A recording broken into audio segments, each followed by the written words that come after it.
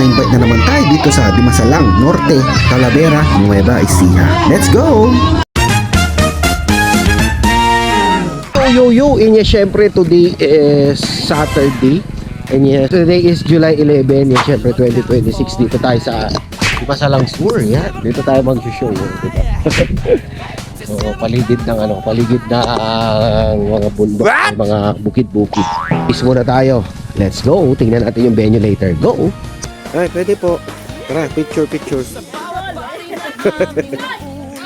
Ngayong araw nga guys ay dumayo na naman tayo sa Lang Talavera, Nueva Ecija. And invite na naman tayo ng ating celebrant, si Ma'am Queen Tugal Edos. Kahit ngayon malayo tayo, galing pa tayo ng Tarlac. Talaga namang nagtitiwala sila. Ang serbisyo natin ay quality, hindi mura, hindi naman masyadong mahal, sakto sa budget na hinahanap. Kaya maraming salamat Ma'am Queen sa tiwalang binigay niyo po at sinigurado ko namang sulit lahat ang perang binayad niyo po sa amin. At talaga namang game na game ang mga bisita, nagsisigawan, naghihiyawan, celebrate, nakisaya sa birthday ni Cloud. Kasama niyang pamilya, kaibigan, kamag-anak, classmates at kachismisan.